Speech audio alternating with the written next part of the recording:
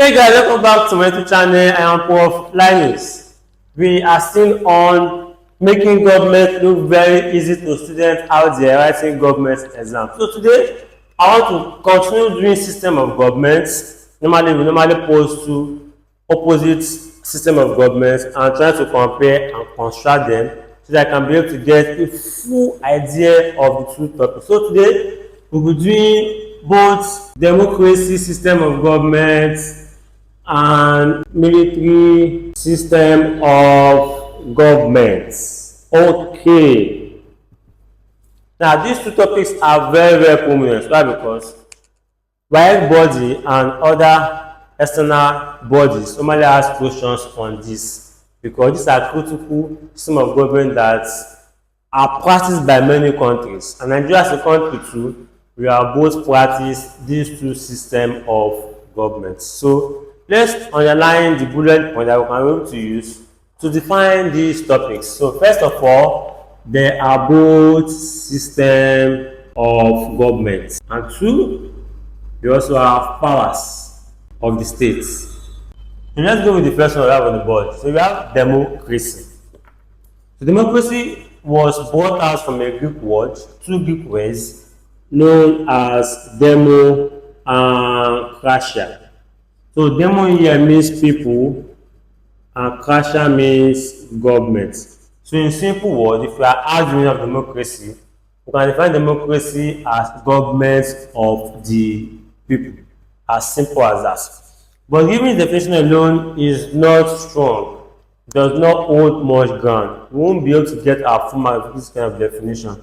But if you define this now, you can define democracy with the types of democracy.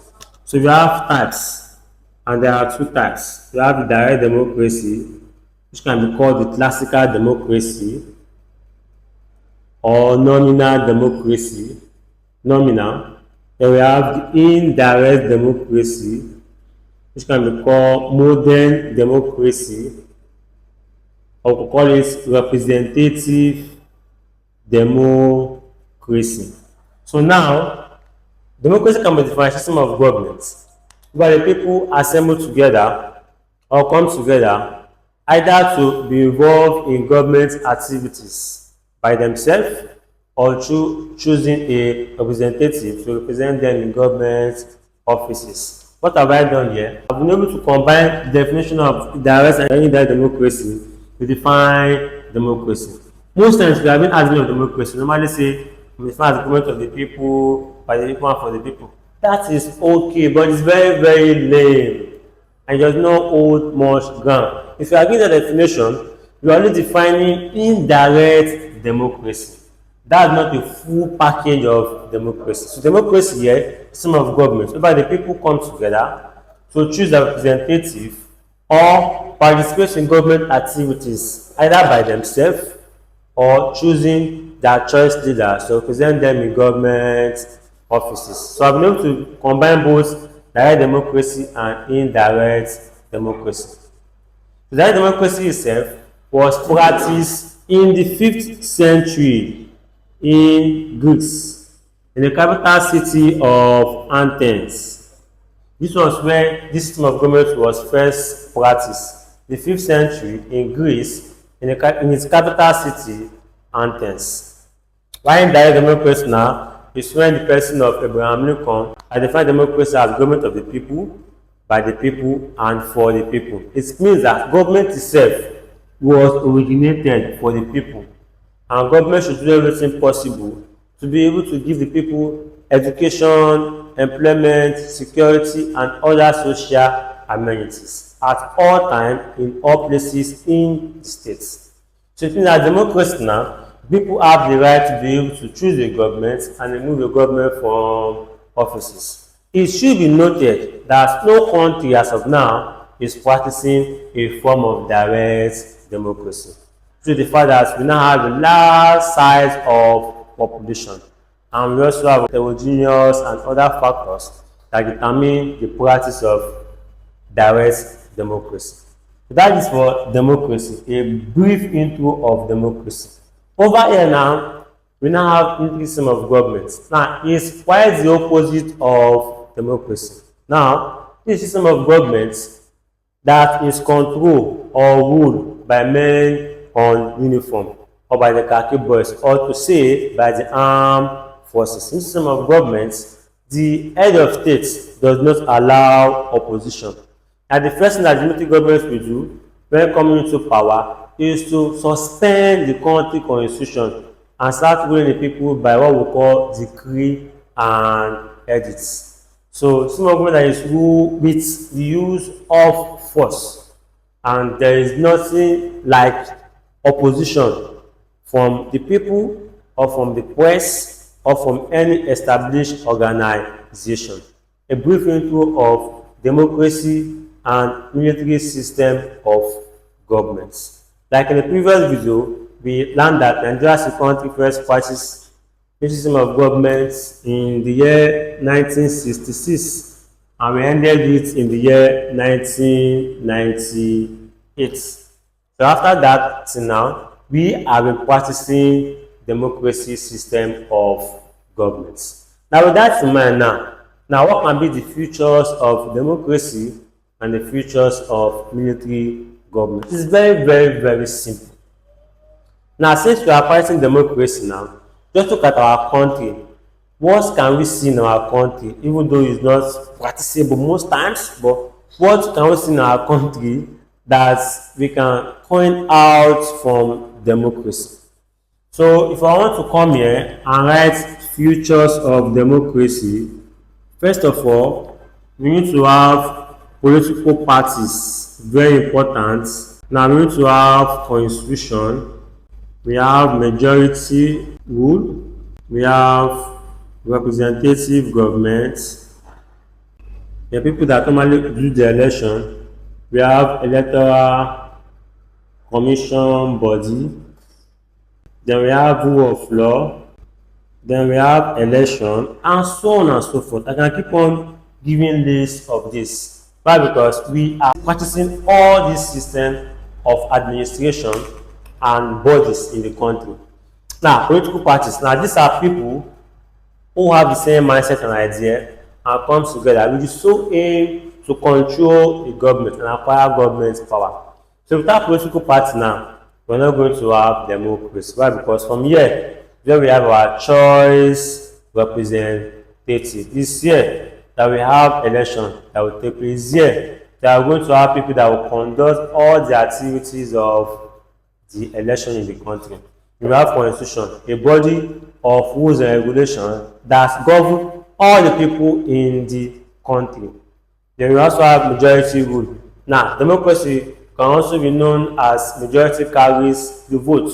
So the highest vote becomes the winner automatically. So we can put that as a word, future of democracy.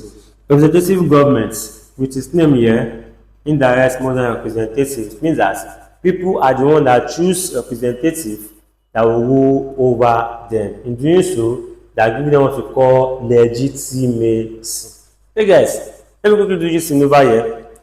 I currently wrote a book that explains all these terms in governments. In fact, I wrote the first edition last year, and this year I was able to write the edited edition of the book, which I call the reverse edition.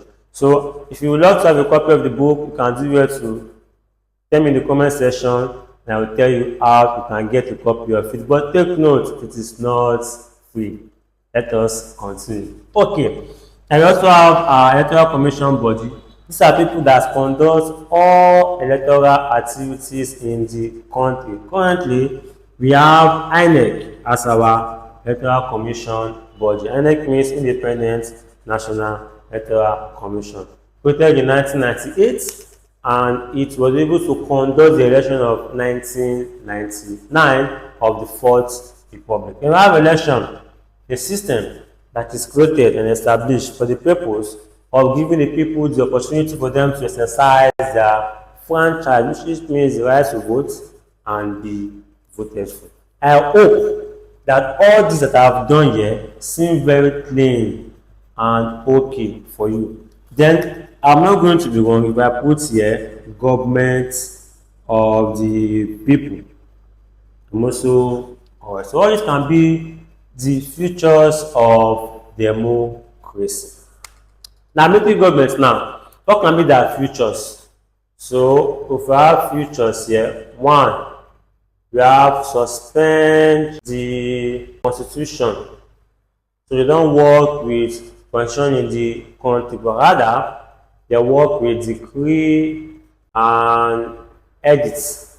So decree here are laws made by the military federal government, while edit are laws made by the state military governments. Then we also have hierarchy. So the military governments now, they believe in rank. So the junior officer must at all times obey the word senior officer. In fact, if the junior officer does not respect the senior officer, it will be seen to be as an insult. That's one reason why the civil war happened in Nigeria, because Yakubu Gowon was tend to be a junior officer to General Ojukwu, who was the military head of state of the eastern part of Nigeria, or military government to say. Then over here too, we can have no form of opposition. So the people cannot oppose the military governments when it comes to military system of governments. Federal did it, and he faced a repercussion when the militants came to him, finding him for speaking ill against them, though speaking against their bad and corrupt practices. But what happened? His mother faced the penalty. The military governments now, there is no form of opposition. So there will be people with decree and edits, there is hierarchy governments, there is no opposition, and there is absolute control of all activities in the states. So the military government can also control all the activities which are happening and ongoing in the state. The press, the political party will suspend their life. I forgot to mention something. Suspension of political parties will be suspended, and anybody that want to serve as a means to oppose the government will be shut down and will not be given any power at all in the country. So all these are what some of the words features of the military government. Take note that I have created a video and explain a whole lot of this as a system of government and as a rule in Nigeria. So I want you guys to check it and watch it and gain more from that video. So if you look at the merit and demerit, like I'm doing, the merit of this can be the demerit of this, the merit of this can also be the word the merit of this. Like for example, now let's look at the merits of democracy. We can have human rights. So the right of the people can be protected in the country, but because there is the presence of a constitution. But if you look at the demerits now, the merits of military governments, the people's rights can easily be denied. Why? Because there is no presence of constitution, but rather decree and edits. So the opposite of this is this. So the merit of this will be the merit of this. Now the military government now, there is absolute control of activities in the country. It means that there will be no form of, let's say, I'm not going to use the word corruption because the militants are also corrupt, but there will be a stable and organized government. Why? Because if governments make a law and you do not obey them, you will strictly punished. Civilian governments now, which can also be called democratic governments now, there can be the presence of corruption, electoral malpractice, mismanagement of government funds, bad leadership and governance in the country.